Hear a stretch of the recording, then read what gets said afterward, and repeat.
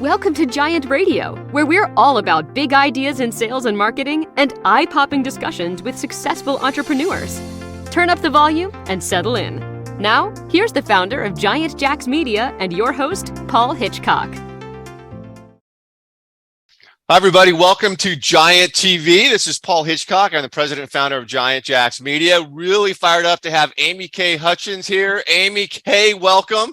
Thank you so much for having me. Oh, yeah. Amy's all about communicating. Has been an owner for 23 years and an international award-winning speaker. I know we've talked a lot offline. You have traveled the world speaking. Fantastic. Yeah. And I want to jump right into this because we're talking about tough conversations, AmyK, going into the new year. And what do we need to know here? Oh, there's nothing. Nobody's going to have a tough conversation in 2023. Like, our work here is done, right? Yeah. So, I think, there's a couple of facts. So let me just be geeky for a second. Yeah. One of the things that we now know from research is that on average, we avoid a tough conversation 6 months to 2 years. Ooh. So if you just think about all the angst, the stress, the frustration, the anger that you're totally delaying because you're not solving your problem, right? It's and you're horrible. Experiencing all that. But then there's also the financial cost, which I find very intriguing. We have figured out that somewhere between $7,500 and $10,000 is the financial impact of an avoided conversation at a business, at a business level. Yeah. So if you think about that, that's just on average. So there's going to be things that are way more expensive, and then the longer that you delay it, the greater the cost. Yeah. Well, what are some of the fun stories you might have that can lead us into handling tough conversations? So I've been blessed. So for 23 years, I've been doing this, and I get the privilege of traveling all over the world. So I'm in New York City. This is a few years ago, pre-pandemic. I'm in New York City. I pick up a coaching client, CEO of a very well-known firm. So we're just going to change his name because everybody would recognize it. So we're just going to call him Marty. And I'm on coaching call number 3. And Marty says, "Hey, AmyK, do you have 5 minutes?" Now, Paul, there's only 2 things that happen when a coaching client says, "Hey, AmyK, do you have 5 minutes?" It's either marriage or kids. And I want to get right out of the bat here. I'm not a therapist, right? Right. So I'm like, oh my God, here we go. And so my internal thought was, okay, I'm going to put $50 on marriage, right? And then he says, "I've been married for 38 years. And I was like, excuse me, way too long. But I married for like 18 years. And I was like, okay.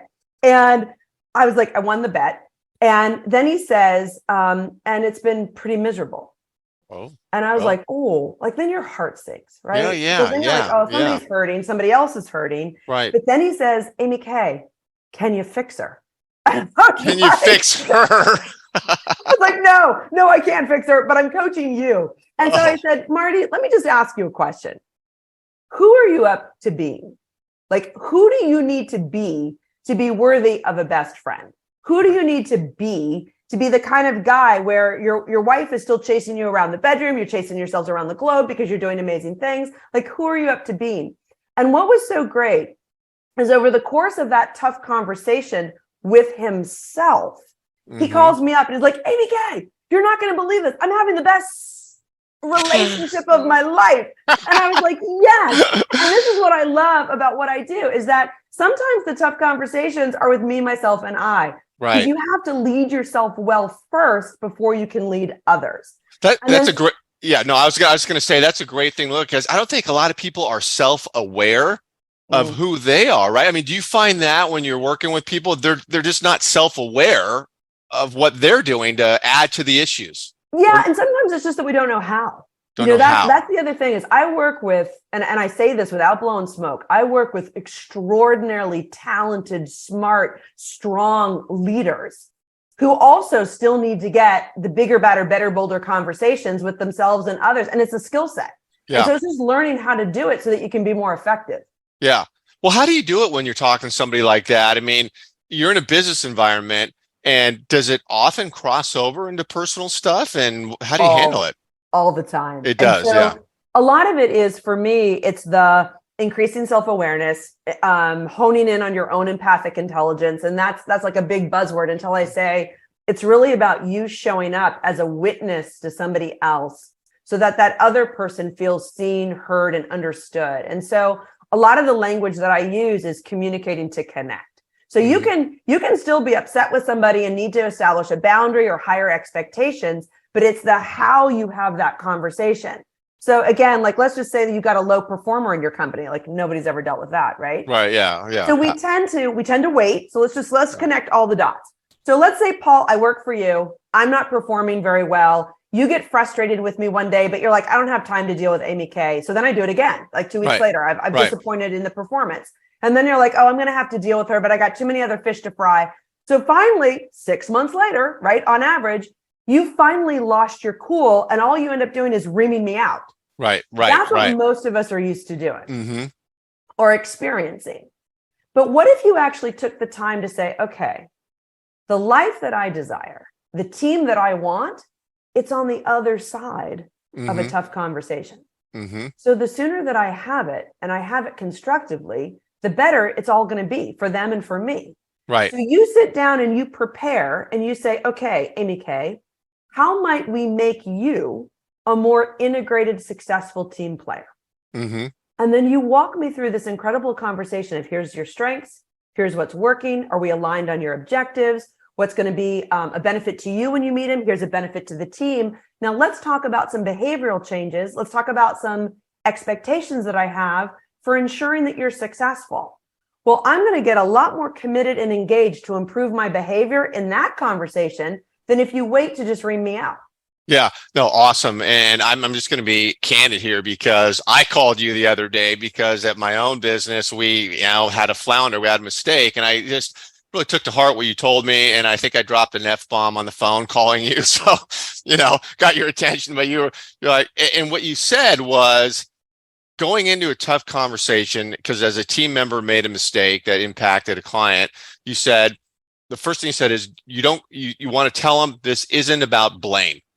Right. You get that out of the way up front. It's not about blame, but we need to figure out the process. I thought that was awesome. What is that? Is that a typical way to approach it? A conversation? Yeah. And I think that the bad habit that we've been taught in business is that we're going to get together and we're going to be like, whose fault is this?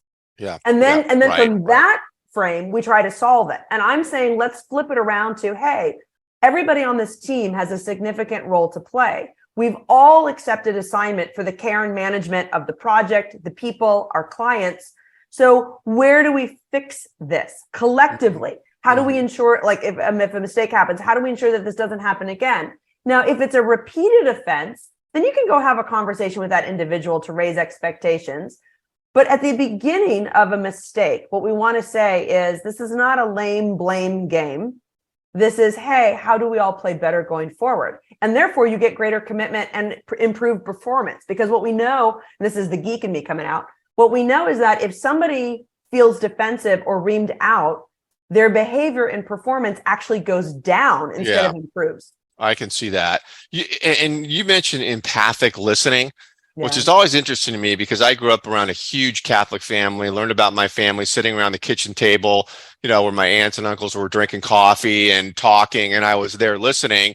And there was a lot of discussion, dialogue, conversation. And to me, it's a lost art today in many ways. And when you mention empathic listening, what it really is that about? And can you become an empathic listener if it's not in your DNA? Yeah, no, this is really good. So one of the things that I think that is fascinating in our 90-mile-an-hour world is that when we have conflict, what we end up doing is our instinctive survival takes over. So you say something and I'm like, yeah, well, then you. And then what we end up doing is we escalate the conflict, right? Yeah, absolutely. So an empathic listener says, and from a mature perspective, I have my own stories, I have my own sentiments, but that's going to be a different part of the conversation. Like I'll wait to, right? I'm going to actually listen. So the first thing that I'm going to do is I'm going to make sure that I heard you. And it's not parroting, but it is making sure that I heard you correctly. Then I'm going to validate your experience. So I might say, hey, Paul, you sound really frustrated with that individual. Like you've dropped the F-bomb. It sounds like you're really upset because you really care about your clients. Am I hearing you correctly? Yeah. And then you're like, oh my God, you totally get it. Right? Like, AmyK, yes, you understand. Whereas if I immediately jump in with, well, my agenda, I'm not giving you the opportunity to feel seen, heard, and understood. Right. And that's so important that the first words out of my mouth are about connecting with you, not my own personal agenda. That's great. Yeah. That's great. And then I can say to you, it makes sense.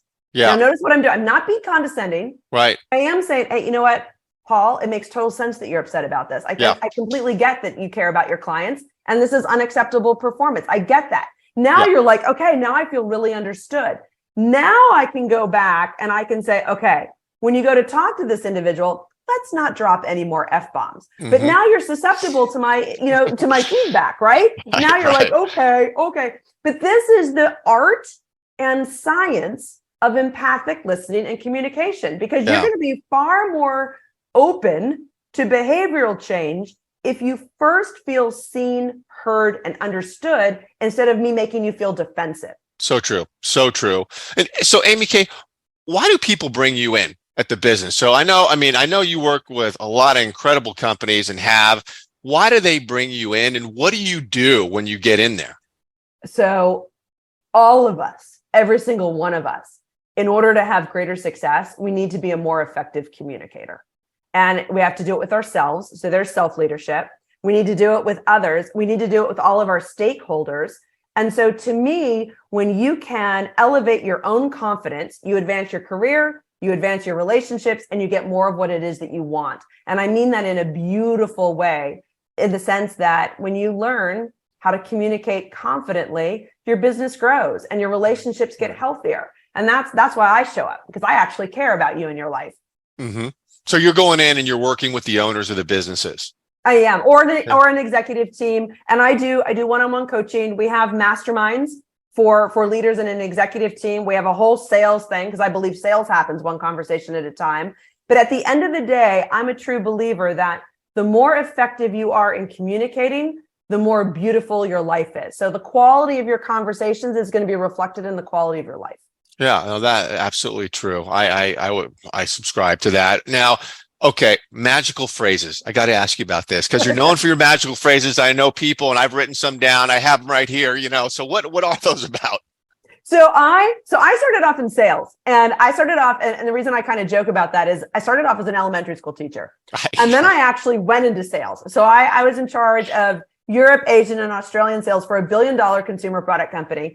And one of the things that I noticed early on is that I'm not a fan of scripting, but a back pocket brilliant one-liner can change the entire tone and tenor of a conversation. It can completely course correct it. And of course, like all of us, some of my magical phrases were learned the hard way. Like in hindsight, what could I have said a little bit more effectively? So again, I've got hundreds of them, but I'll share just a classic example. So most of us are having a conversation and somebody will say, oh, you're going to be fine. Oh, you're going to be fine. Or, oh, it's going to be fine. And the truth of it is that person doesn't believe that it's going to be fine. Or maybe it's not going to be fine. Maybe there really is something that's horrific or tragic or so challenging that it's not going to be fine, and they don't believe it. And so it feels very condescending when you say it. I like to flip it into the magical phrase of, you can face this.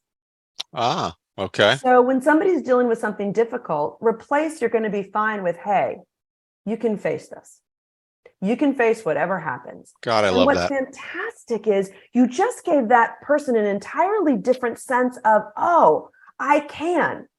And their resiliency just elevated, and you haven't been pedantic. So if I said to you, like, maybe something's going on in your life, and I say, hey, Paul, there's one thing I know for sure. You can face this.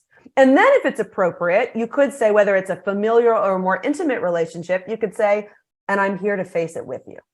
And that's very different in a conversation, right? Huge. Yeah. I'll give you another one. I'll give you one of my top 5. I love that. Oftentimes leaders will talk in absolutes. Oftentimes parents will talk in absolute. So whether you're talking to a direct report or you're talking to one of your kids, we tend to say, like, I'm angry, I'm frustrated, I'm annoyed. And all that person hears is 100%, oh, Paul's pissed off, right? So they get very defensive. They're like, okay, I'm going to gird my loins now. When you say a part of me and you fill it in with whatever you're feeling, you completely remove that dynamic and you create a much less defensive response in the person. So I could say to you, hey, you know what? A part of me is really concerned, or a part of me is frustrated, or a part of me is angry, and a part of me also understands. But now notice what I'm doing though. I'm creating all this open space for still respect, an opportunity to solve the problem, to move out of defensiveness. If it's an intimate or a personal relationship, I've left room for love. And so the entire tone and arc of that conversation will change versus me crossing my arms and saying, I'm upset. Yep. I'm angry. Yep. Right. So these are just magical ways to communicate more effectively and get more out of the people that you're playing with in the sandbox. I think it's incredible. You're going to laugh because I'm smiling because just this morning, my damn kids, I have 4 of them, we're not doing their chores, right? The kitchen's a mess. The dog's not being taken care of. And I was going off on texting this morning. I'm like, oh my God, I'm going to use this. A part of me is upset, Okay, it works. I think it works. So let's combine this with another one. So a really great one, whether it's customer service or parenting, this is great in customer service and parenting, is would you be willing, and then give them guided choices. So if with your kids, so that you're going to set an expectation for tomorrow. So we're going to go to one of your 4 kids and you're going to say, okay, would you be willing to feed the dog, unload the dishwasher, or like unpack the groceries from the car, whatever it is. Now, notice what I've done is I've given them guided choices. They're much more likely to choose one than if I just say, hey, go feed the dog, right? They're not going to do it. They're not going to do it. But if I say, would you be willing? And I give them 3 choices, then they're likely to pick one. And then they'll come back and they'll be like, oh, I'm going to unload the dishwasher. And you're like, yes, 1 down, 3 to go, right? And so these are the magical ways that you start to change the conversation. And I say this without manipulation, but just with a way to live your life. You get more of what you want. Oh, absolutely. So you want some kids? Can I give you some kids? You got to come on. I mean, come I'm on. The cool aunt. I'm the cool aunt. I will borrow your children. We'll have a wonderful time. And then I'm going to send them back to you. I love it. Well, AmyK, you and I have known each other. We could talk forever about this. This is awesome. Thanks for doing this. I want to have you back. Thank you, everybody, for listening here. But just wonderful stuff. And if you want to get in touch with AmyK, wherever you're watching this video, because we stream everywhere, YouTube, LinkedIn, Facebook, we may be on TikTok with this thing, but her information is going to be around the video. And AmyK, what would you like them to get in touch with? I mean, what do you want them to see with you? Yeah, so we're a community with a lot of free resources. So one of my core values is generosity. So whether you go to amyk.com and grab our conversation prep planner, or whether you go to shegetsit.com and you get all the free tools and resources there for our women leaders, we invite you to come in, and I give out content every week for free if you join our community, just the way that I play. So come learn how to be a great communicator with us. Love it. Love it. Thank you, AmyK. Thanks so much, Paul. All right.